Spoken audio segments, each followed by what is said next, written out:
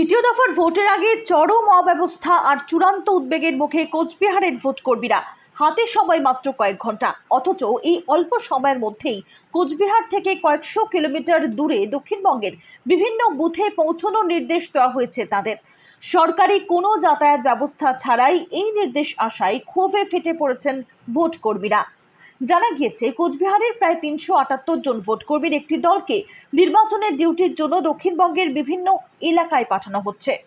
সোমবার সকাল 10টা নাগাদ তাদের কাছে একটি নোটিশ পৌঁছয়। সেখানে স্পষ্ট জানানো হয়েছে যে মঙ্গলবার সকাল 7টার মধ্যে তাদের নির্দিষ্ট গন্তব্যে পৌঁছে রিপোর্ট করতে হবে। সেখানে স্পষ্ট জানানো হয়েছে যে মঙ্গলবার সকাল 7টার মধ্যে তাদের নির্দিষ্ট গন্তব্যে পৌঁছে রিপোর্ট করতে হবে। ভোটকর্মীদের অধিকাংশেরই দাবি, সোমবার সকাল 10টায় নোটিশ পাওয়ার পর মঙ্গলবার সকাল 7টার মধ্যে কলকাতা বা দক্ষিণবঙ্গের জেলাগুলোয় পৌঁছানো প্রায় অসম্ভব।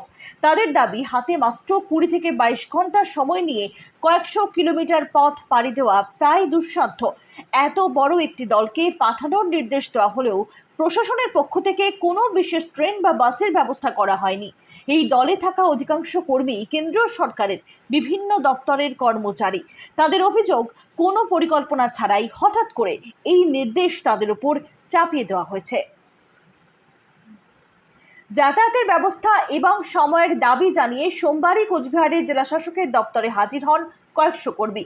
তাদের দাবি, প্রশাসন যদি দ্রুত কোনো বিশেষ পরিবহনের ব্যবস্থা না করে তবে সঠিক সময়ে গন্তব্যে পৌঁছানো সম্ভব নয়। এর ফলে ভোটের কাজেও বড়সড় বিঘ্ন ঘটতে পারে বলে তারা আশঙ্কা প্রকাশ করেছেন।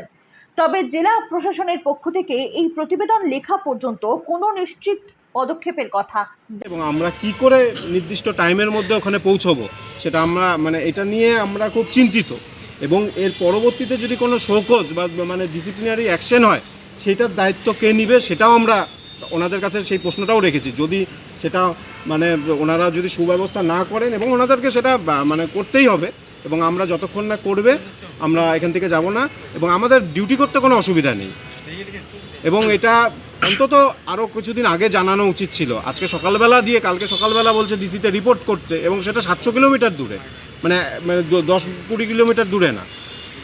এই 10টার দিকে আমরা ইনটিমেশন পাই যে আমাদের ইলেকশন ডিউটি পড়েছে। আমরা তো একটা ইলেকশন করে আসছি অলরেডি, তো শেষ করলাম যে আমার উত্তর 24 পরগনায় ডিউটি পড়েছে আর কি। সেক্ষেত্রে ডিপার্টমেন্ট আমাদের ইনটিমেশন দেয় এবং আমরা অ্যাপয়েন্টমেন্টও পেয়ে যাই। কিন্তু আমরা এখন পর্যন্ত আমরা কীভাবে যাব তার কোনো সুবন্দোবস্ত হয়নি।